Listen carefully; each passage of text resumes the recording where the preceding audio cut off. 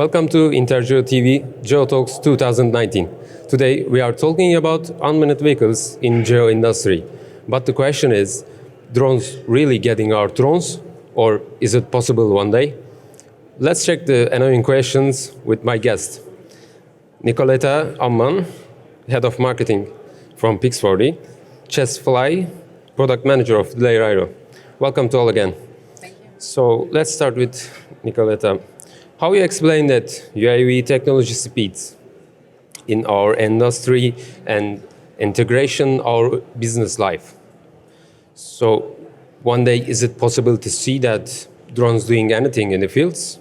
Do you agree with the topic? So today, I believe that drones are the most cost-effective and fast way to acquire geospatial data out there.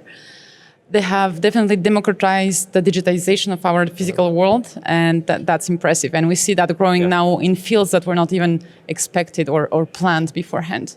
Obviously, the surveying world was the first one to adopt that kind of technologies, but now this is really spreading around in many other applications like public safety, like agriculture, environmental conservation, and many other more precise applications. I believe that drones are one part of it, obviously. The other part of the equation is photogrammetry and eventually LiDAR for the future. But today we speak much more about photogrammetry as the main payload on a drone is a camera. So what to do with those images? So having images is a great first step, but transforming them in something much more meaningful that can bring much more analysis and business intelligence, that's what really helps people making better decisions.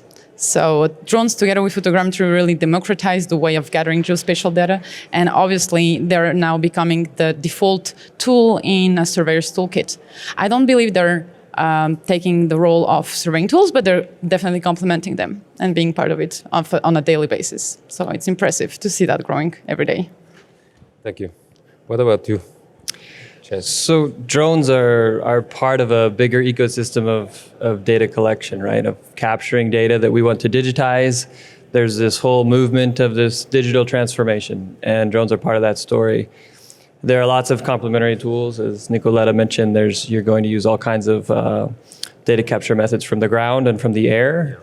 What drones kind of give us is this ability for anyone to do it. So all of a sudden, what used to be a large institutional type of activity, which was big government agencies, surveying companies, big engineering companies, were really the only ones who had the ability to capture data from the air. And now just about anyone can. And you can do it in a more timely manner, and you can do it, you can capture data when you want, where you want.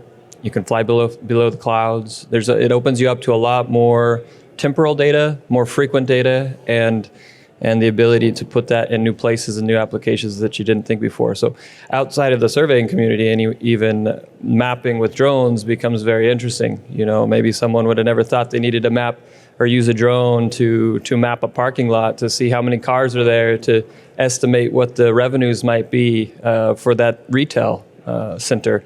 You know, there's all kinds of applications that we can think of that all of a sudden drones make it attainable for. So I think it will continue to grow. I think they will definitely be a big part of the picture of field work that happens in the future. And that will continue to be a trend that we see. Yeah. So what about the user sides? Could you explain UAV trends from their mostly expects from you? So we see users expecting to have dedicated solutions for their particular problems more and more. What one day started as being one tool, one software, one drone, one kind of type of tools, I would say, now is becoming really focused on different applications. They really want to have only what they need and not extra things that are unnecessary to their daily tasks. So we really see the specialization of drones and all the tools around it for capturing, as you mentioned, but also for extracting the data, for analyzing the data, to go really in depth in the fields they're being specialized into. That's I can give a very easy example, for instance, with the public safety sector and emergency response, because this is typically an area where professionals are not used to do surveying by default. That's not part of their daily task today, but it's becoming a new part of their skills. And we cannot ask, obviously, of that audience to become professional surveyors. So we need to just give them the tools that make their job easy, fast, and reliable, so they can get the data they actually need, and not anything else, obviously. So, yeah. I believe one way that this process of capturing data, managing it, and analyzing it will be improved in the future is through automation and simplifying those workflows. So even take a surveyor, a very knowledgeable, experienced surveyor that's been doing GPS surveys on the ground, maybe even used a Gunter's chain back in the day. Today, doing photogrammetry is a different science. It's actually perhaps even a bit more artistic than simply picking one point on the ground, measuring that one point very accurately. What we're doing is creating millions of points, actually modeling them. We're not taking discrete observations on a single feature. We're taking large-scale observations, modeling that, and then extracting information from that. So each individual point might have a different type of information in that point cloud, say, that you get from a drone survey, compared to each point that you take from a topographic survey done by GPS on the ground. And there's been a bit of a learning curve for a lot of surveyors, and I think what we can do as an industry to help that is to make that simpler, to automate where possible, to use AI, machine learning, to expedite the processing, whether that's onboard the drone itself or in cloud solutions and otherwise. There are lots of technologies that are developing that we can leverage in order to make people's lives easier and make workflows easier. Thank you. So what we will see from your company next days? Could you give us some secrets from your kitchen? So as I just mentioned, I think that now we have to really give the people the tools they actually need. So that's where Pix4D is definitely going into, verticalizing and having a broad portfolio of products that are really dedicated to some specific industries. A couple of weeks ago, we just announced Pix4D React, very fast 2D mapping software meant for emergency response and active action on the ground, to allow people in emergency situations to have up-to-date information to make better decisions thanks to that aerial view. So that's the first step, and we have many other more coming for other more specific industries like asset inspection or the surveying world, where obviously automation is a big topic, machine learning, and also integration with third-party softwares, because obviously getting the data from photogrammetry is just one step. It's not the final stage. Getting maps is a commodity now. Everybody wants maps. Everybody has maps, point clouds. But what do you do next? Where do we put them afterwards? And how do we extract the actual information we're looking for? So we're trying to bridge that gap that is currently still missing. Yes. What about you?